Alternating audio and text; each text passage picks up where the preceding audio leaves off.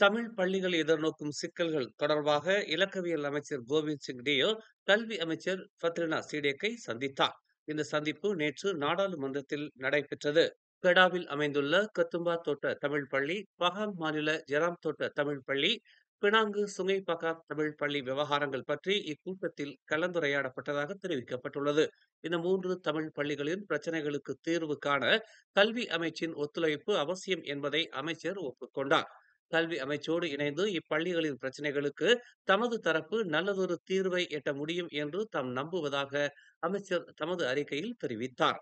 வரும் வாரத்தில் சம்பந்தப்பட்ட தரப்பினரோடு சந்திப்புகள் நடத்தப்படும் என்றும் அவர் கூறினார். தேங்காய் பற்றாக்குறையை தீவிரமாக தீர்க்க வேண்டும் என்று பினாங்கு பயனீட்டாளர் சங்கம் விவசாய அமைச்சை அவசரமாக கேட்டுக் கொண்டுள்ளது. தேங்காய் பற்றாக்குறை பிரச்சனையை சமாளிக்க மத்திய வேளாண் சந்தைப்படுத்தல் ஆணையமான ஃபாமாவை பினாங்கு பயனீட்டாளர் சங்கம் வலியுறுத்தியுள்ளது. பினாங்கில் சமீபத்தில் நடத்தப்பட்ட சந்தை ஆய்வில் தேங்காய்களின் விநியோகம் குறைந்துள்ளதை காட்டியிருப்பதாக சங்கத்தின் தலைவர் முகைதீன் அப்துல் காதர் தெரிவித்துள்ளார். மேலும் அதன் விலையும் கடுமையாக உயர்ந்துள்ளது என்றும், இதன் காரணமாக தேங்காய் பாலின் விலை உயரக்கூடும் என்றும் தேங்காய் வியாபாரிகள் அச்சம் கொண்டுள்ளதாக தெரிய வந்துள்ளது என்று முஹிதீன் தெரிவித்தார். இறக்குமதி செய்யப்பட்ட தேங்காய்களின் விலை படிப்படியாக உயர்ந்து தற்போது ஒரு தேங்காய்க்கு 4 வெள்ளியை எட்டியுள்ளது என்று அவர் சுட்டிக்காட்டினார். அதே நேரத்தில் உள்ளூர் தேங்காய்களின் பற்றாக்குறையும் மோசமடைந்துள்ளதாக அவர் கூறினார். இந்த விலை உயர்வு தேங்காய் பாலின் விலை அதிகரிப்புக்கு வழிவகுத்துள்ளது என்று குறிப்பிட்ட அவர், தேங்காய் பால் ஒரு கிலோவிற்கு 16 வெள்ளி வரை உயர்ந்துள்ளது என்று கூறினார். ரமலான் மாதத்திற்குள் ஒரு கிலோ தேங்காய் பால் 20 வெள்ளியை எட்டும் என்று வர்த்தகர்கள் கணித்துள்ளனர் என்றும் அவர் தெரிவித்தார். பரிந்துரைக்கப்பட்டுள்ள இன பாகுபாடுகளுக்கு எதிரான சட்டம் மற்றுமொரு மே 13 இன கலவரத்துக்கு வழிவகுக்கக்கூடும் என்று பேசியிருப்பதை மீட்டுக் கொள்வதோடு, அவ்வாறு பேசியதற்காக மன்னிப்பு கேட்குமாறு பாஸ் கட்சி எம்பி அமாட் மாஷூக் ஷாரியை லின் குவான் யங் வலியுறுத்தியுள்ளார்.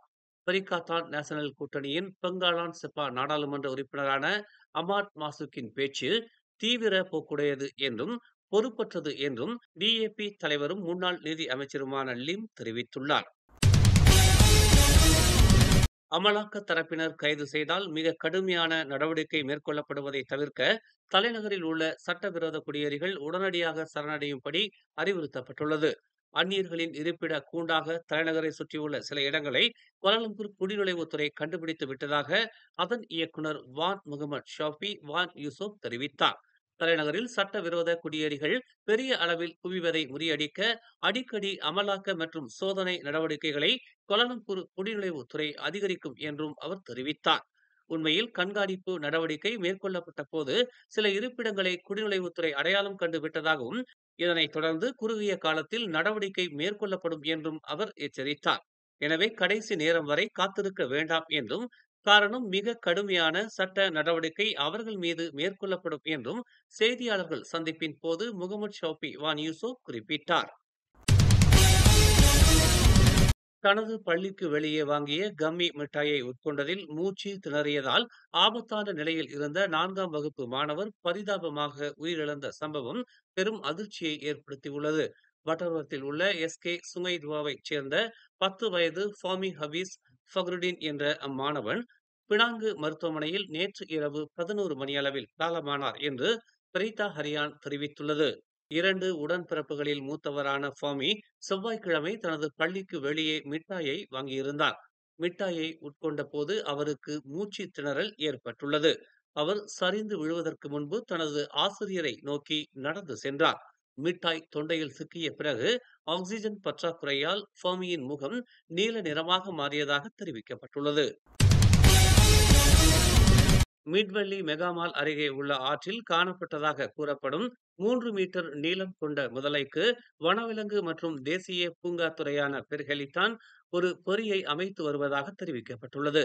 முதலை பாதுகாப்பாக பிடிக்கப்படும் வரை பொதுமக்கள் அந்த பகுதியில் இருந்து விலகி இருக்குமாறு கூட்டரசு பிரதேச பெர்ஹெலித்தான் இயக்குனர் இஷாக் முகமது அறிவுறுத்தியுள்ளார். குறைந்தது 3 மீட்டர் நீளம் கொண்ட முதலை கடைசியாக காணப்பட்ட இடத்திலிருந்து சுற்றியுள்ள பகுதியை கண்காணிக்க முயற்சிகள் நடைபெற்று வருவதாக அவர் கூறினார். காணொளியின் அடிப்படையில் மஸ்ஜித் ஜாமிக்கிற்கு அருகில் அண்மையில் காணப்பட்ட அதே முதலை இதுவாகத்தான் இருக்கும் என்று தாங்கள் சந்தேகிப்பதாக அவர் குறிப்பிட்டுள்ளார்.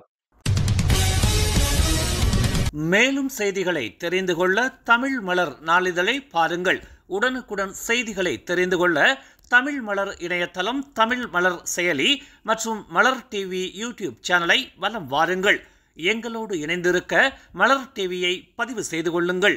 உறவுகள் மகிழ்ந்திட விருப்பம் மற்றும் பகிர்வு சேவையை சொடுக்கிடுங்கள்.